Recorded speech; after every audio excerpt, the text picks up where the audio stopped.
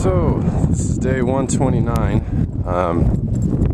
I think I just crossed into Mountain Time Zone, which is awesome. Oh, great, there's a semi approaching us. As you can see, I don't know if you can see, but it's lightly raining outside. And every truck that passes us, we get splashed. Yeah, got a little bit there. Yeah, so just wanted to show you a little bit of the environmental diversity, as I like to call it. I mean, if you can see around, this is on the stretch from Lakin, Kansas to Syracuse, Kansas. Syracuse is the big last town in Kansas off of Highway 50 before you get into Colorado. So tomorrow I will be walking into the Colorado border. So I won't be too long here just because of the rain. I don't want it to get in the camera, but yeah, two stories for you. Well, not really a story. One of them is a story. Just first of all, I'm so thankful to thank you.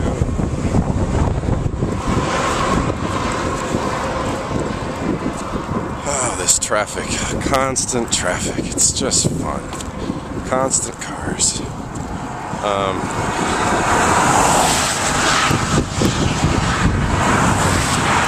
Okay. So I'm just really thankful to just the Luckett family, Karen and Lucky, for taking us in and just transporting us and giving us connections, and thank you. It's just been it has been such a treat to connect with another part of the family, and it's just amazing when you leave a home for a couple days, and I mean, you really, building a relationship is just what it's all about. And so we're extremely thankful to them. Thankful just to family and friends who've joined us last week. I've got a friend joining me tonight, Jolene Hansen, and yeah. So another funny story, which I wanted to get it on film. Let me just see what time's like. Okay, we're okay on time. So yesterday, well, the day before yesterday, Lucky, Karen's husband, cooked jambalaya. So this guy, he's from Louisiana, so he's a great cook. Has all these recipes and loves to just cook for people, and he does a lot of cooking for different events and stuff. And so he heated up some of his frozen jambalaya and added some stuff to it. And at about 2 o'clock yesterday, it definitely made itself known in my stomach that it was there and not happy. For the first time on this trip, I would say my bowels and my insides, without going into too much detail, definitely called for a state of emergency instantly. I was walking just like I am now, and I was, you know, it started messing with it was like twisting in my stomach, and things weren't right, and so I loosened up my pack, and I'm like, oh, I've got a couple miles till I get to Lakin. I should be fine. I know there's got to be a gas station where I can use the restroom. And so I'm walking, I'm like, God, this really hurts. It's really moving. Ugh. And so I'm like, okay, hold on one second. Jeez.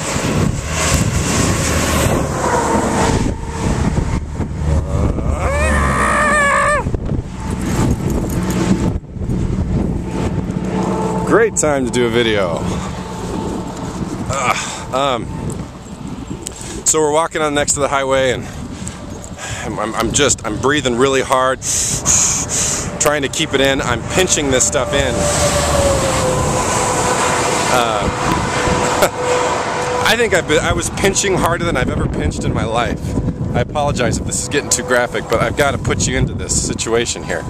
So basically what happens in a matter of minutes, I stop walking. I have to stop walking. Like, it truly is an act of God for me to just go to the bathroom.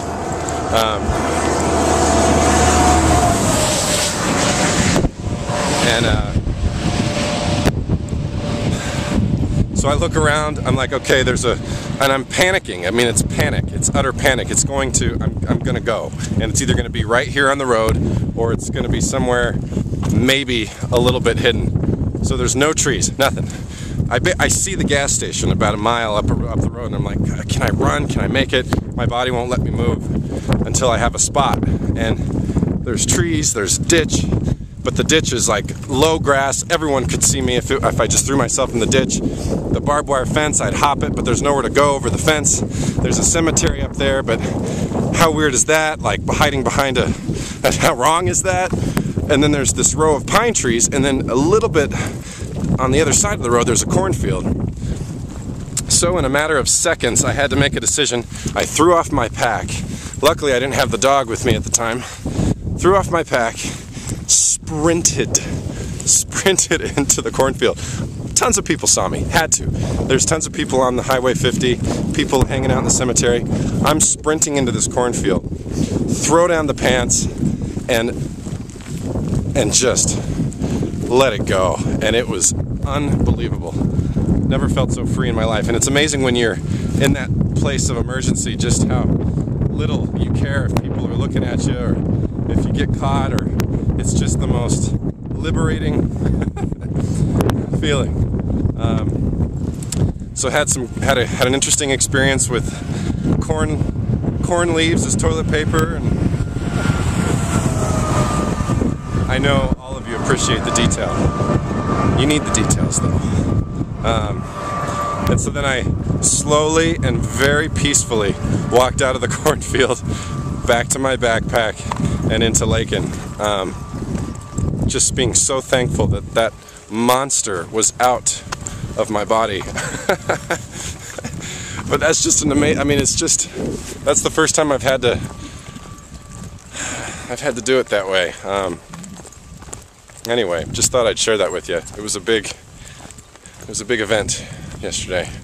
So we've got about 13 miles left today, heading into Syracuse, and yeah, we'll check in. I'm gonna definitely try and do a video tomorrow when we're walking with Jolene into Colorado. So here's my pup. He's looking at some cows over here. Which, by the way, check out the picture I posted yesterday. The longhorn, the steer, was just, I've never in my life seen horns that big. And I swear they're not photoshopped. Okay, cheers for now.